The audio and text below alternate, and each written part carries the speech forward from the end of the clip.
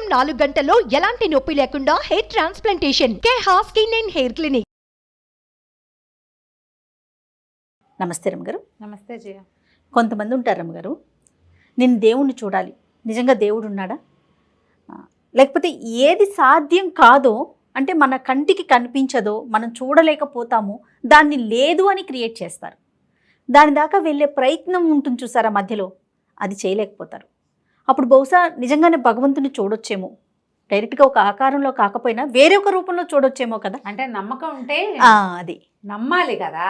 ముందు మనకంటూ ఒక నమ్మకం ఉంటే మనం గాఢంగా నమ్మాలి. ఫర్ ఎగ్జాంపుల్ హాస్పిటల్కి వెళ్తారు, ఆ. ఒక డాక్టర్తో ఏదో మెడిసిన్ తీసుకుంటారు, తగ్గిద్దో తగ్గదో ఏమవుతుందో అని అనుకుంటే అసలు ఆ మందు ఎలా పనిచేస్తుంది? మందు వాడుతూ ఉంటారు కానీ నమ్మకంగా ఉండదు. అది కానీ చాలా ఆ మనిషి మీద నమ్మకం ఉంటేనే కదా మనకు అది పని చేసేది అవును. కదా రమ్మగారు. ఎప్పుడు అలాగే ఉంటుంది. మనం ఏదైనా విషయం చెప్పేటప్పుడు మనం ఎంత గాఢంగా దాన్ని నమ్ముతున్నాం అనే దాన్ని బట్టి. ఇప్పుడు భగవంతుడి కథలు చెప్తాం, వింటారు, మనమే చెప్తాం. అవును. చెప్పేవాడికి ఒక నమ్మిక ఉండాలా? వినేవాడు నమ్మకంతో వింటాడు, విన్నవాడు నమ్మకంతో వింటాడు, అవును. వాడు దాన్ని చూడగలుగుతాడు. చెప్పేవాడికి కూడా ఆ నమ్మకం ఉండాలి. కొన్ని భక్తి కథలు, పరమార్థ కథలు భలే విచిత్రంగా ఉంటాయి జయ. పూర్వం అంటే మధుర నగరం అంటే ఎక్కడ? బృందావనం మధుర. అక్కడ మధురలో ఒక సంపన్నుడి ఇంట్లో ఏకాదశి నాడు కథాకాలక్షేపం జరుగుతుందట. కథాకాలక్షేపం అంటే ఏకాదశి నాడు రాత్రి తెల్లవార్లు మెలకుగా ఉండాలి. అయితే ఆ పూట ఒక ఆయన భాగవతం చెప్తున్నారు, భాగవత గాథలు. అయితే అదే సమయానికి ఇంతమంది సంపన్న గృహస్థు, ఇంట్లో ఇల్లంతా వెలుగు, చాలా మంది జనాలు చేత బయట బళ్ళు గిళ్ళు ఉండేసరికి ఒక దొంగవాడు, భగత్ అతని పేరు, ఆ భగతుడు అనే దొంగ ఆ ఇంట్లోకి ప్రవేశించాడు. ప్రజలంతా చాలా ఉత్సుకతతోటి తదేక ధ్యానంతో భాగవత కథలు వింటున్నారు. ఈ దొంగవాడు వస్తువులు ఏమేమి సంగ్రహం చేయటం కోసం చూస్తూ వాడు కూడా ఈ కథ విన్నాడు. ఆ కథలో ఆయన ఏం చెప్తున్నాడు? యశోదాదేవి పిల్లలిద్దరిని నిద్ర లేపింది. ఒకడు నల్లవాడు, ఒకడు ఎర్రవాడు. నిద్ర లేపింది. అక్కడి నుంచి బాలకులంతా వచ్చారు. గోపబాలుడంతా చక్కగా తయారయ్యి చద్దెన్నాలు పట్టుకుని వాళ్ళకి తగిన నగలు ధరించి అందంగా అలంకరించుకుని గోవులు తోలుకుంటూ కృష్ణుణ్ణి బలరాముణ్ణి పిలుస్తున్నారు. రండి రండి, మీరు రాకపోతే దేవాలయం గోవులు నడవు, కృష్ణ నువ్వు రాకపోతే ఎట్లా, నువ్వు మురళి పోదకపోతే కుదరదు, ఏది నీ సువర్ణ మురళి ఎక్కడుంది తీసుకురా అని పిలుస్తున్నారు.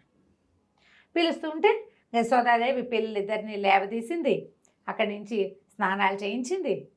ఆ తర్వాత చక్కగా చేరుకో పంచ కట్టించింది, పట్టు పంచలు కట్టింది, మెడ నిండా నగలు, తర్వాత ఏమో కొప్పున ఒక ఇది చుట్టి నెమలి కన్ను పెట్టి ముత్యాల సరాలు వెళ్లాడేసింది. దగాయమానంగా ఉన్న నగలతోటి కృష్ణుడు బలరాముడు వెలిగిపోతున్నారు.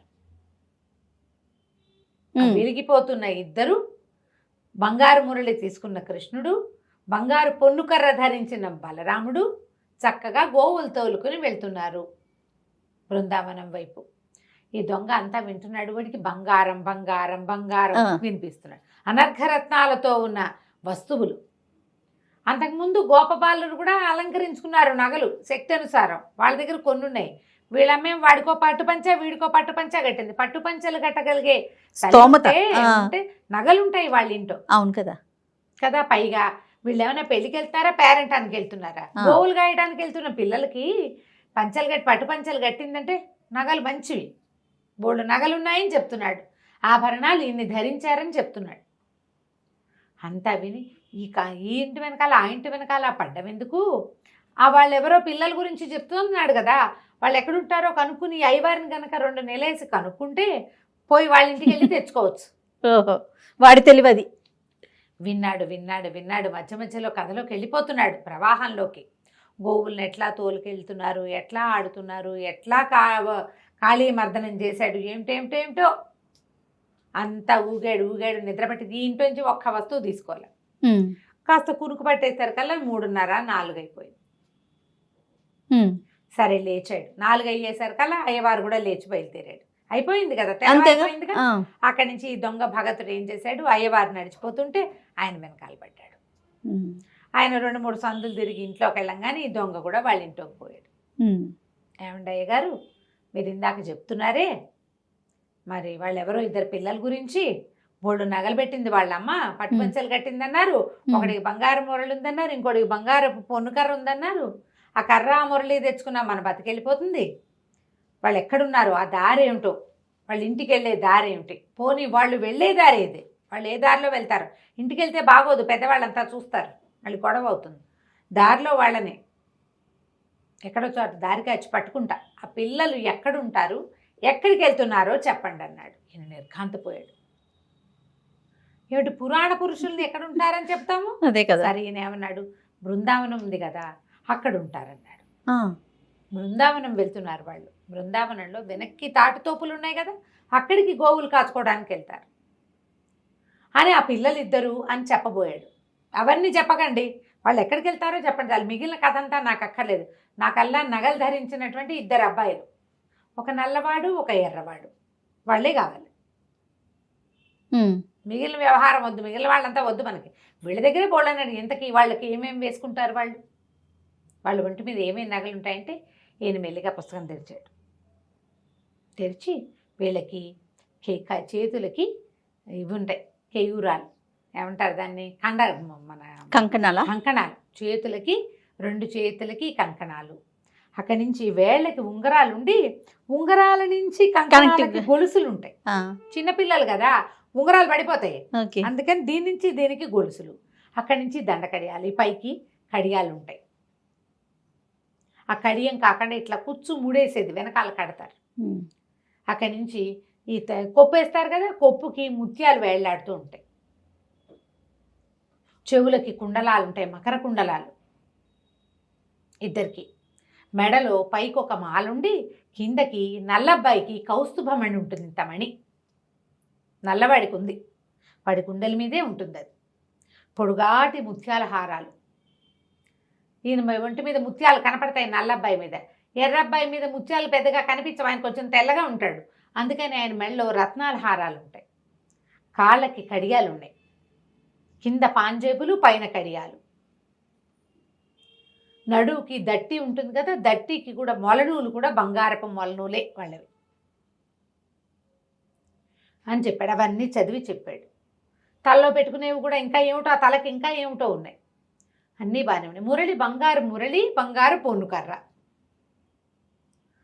చాలు, ఈ వివరాలు చాలు. మనం గనక అవి తెచ్చుకున్నామా ఇక బతుకు సెటిల్ అయిపోతుంది. నీకు కూడా సగం తెచ్చిస్తా, మనం సెటిల్ అయిపోతాం చక్కగా. సరే ఇవన్నీ విని ఇంతకీ వీళ్ళు ఎటువైపు వెళ్ళారో చెప్పన్నాడు. బృందావనంలోంచి ఉత్తర దిక్కుగా వెళ్ళారని చెప్పాడు. అక్కడి నుంచి వీడు నడవటం మొదలుపెట్టాడు బృందావనం వైపు. మధుర నుంచి బృందావనం వెళ్ళొద్దు, వెళ్ళాడు. వెళ్ళిన తర్వాత సరే మొత్తానికి బృందావనం లోపలికి దారి తీస్తే ఓ పక్క నుంచి యమునా నది సన్నగా పారుతూ వెళ్తోంది. చీకటి పడిపోయింది, రోజంతా నడిచాడు. చీకటి పడ్డాక ఆ బృందావనంలో ఏవో చెట్లున్నాయి రకరకాలు. ఆ యమునా నది తీరాన ఓ చెట్టు ఎక్కి కూర్చున్నాడు.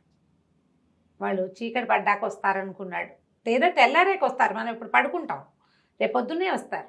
గోవులు తోలుకునేది పొద్దుట, సాయంత్రాలు రారు కదా, పొద్దున్నే వస్తారు. సరే చెట్టు ఎక్కితే కొంచెం మాగన్నుగా నిద్రపడుతుంటే ఎక్కడి నుంచో మురళీగానం వినపడుతోంది. వచ్చేసారు అనుకున్నాడు.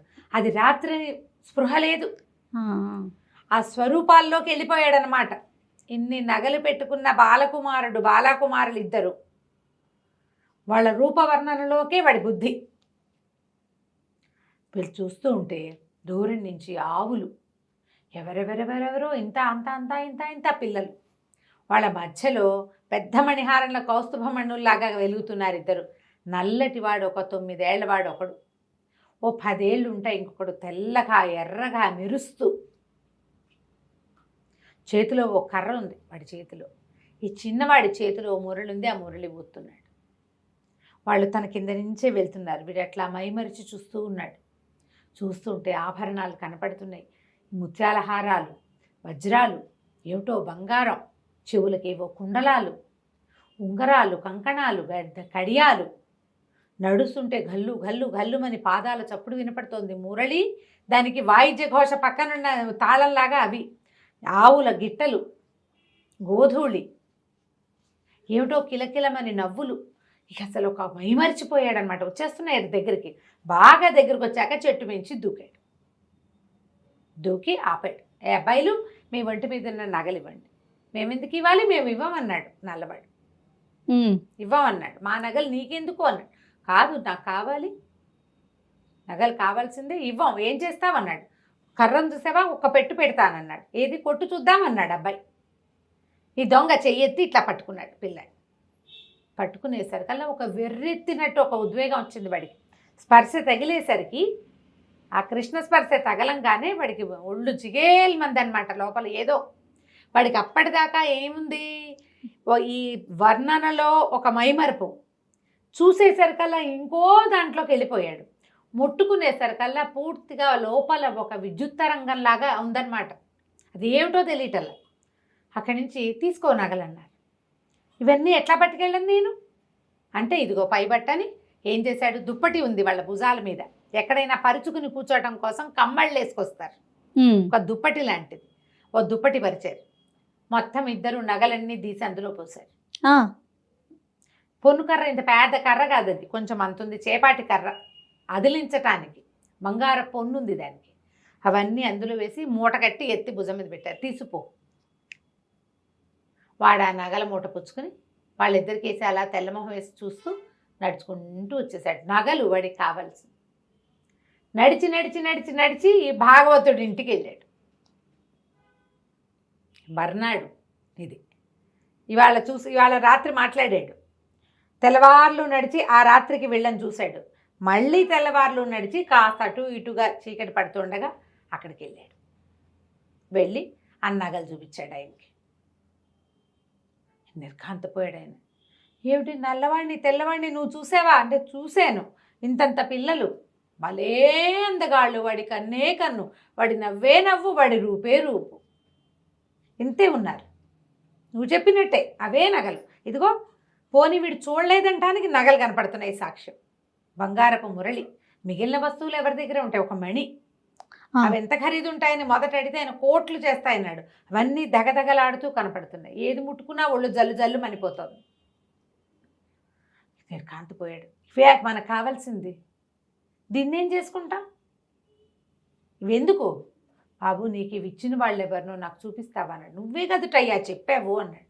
నేను చెప్పా, కానీ నేను ఎప్పుడు చూడలే, పుస్తకంలోనే చూసా, నిజంగా నేను చూడలేదు, నన్ను కూడా తీసుకెళ్ళాను. సరే పదన్నా. నగలన్నీ మళ్ళీ మూట భుజాన్ని వేసుకుని భాగవతుడు దొంగ ఇద్దరు కలిసి బయలుదేరారు బృందావనానికి. చెట్టెక్కి కూర్చున్నారు. ఇదిగో వస్తారు, అదిగో వస్తారు, అదిగో వస్తారు అన్నాడు. గంటలు గడిచాయి. అదిగో వచ్చేసారు అన్నాడు. వచ్చారు, మీరు కనపడ్డే, భాగవతుడికి ఏమీ కనిపించట్లా, దొంగకే కనిపిస్తున్నారు. అక్కడి నుంచి బాబు మళ్ళీ ఎందుకు వచ్చావో అని అడిగాడు నల్లవాడు. అడిగితే, నేను భాగవతుడిని తీసుకొచ్చాను, ఆయనకి చూపించడానికి వచ్చాను, నీ నగలు నువ్వే తీసుకో, నాకొద్దు, నగలు తీసుకో, నాకు అక్కర్లేదు, చూస్తే చాలన్నాడు ఆయన. నేను నిన్ను చూసా కదా, నేను నిన్ను చూశానడానికి సాక్ష్యంగా నగలు కూడా చూపించా కదా, నాకు అదే చాలు, మీ నగలు మీరు తీసుకోండి అని ఒక్కో వస్తువు ఎత్తి మెళ్ళో పెట్టాడు పిల్లలిద్దరికి. ఆ మురళి అబ్బాయి చేతికిచ్చి, ఆ కర్ర పెద్ద అబ్బాయి చేతికిచ్చాడు.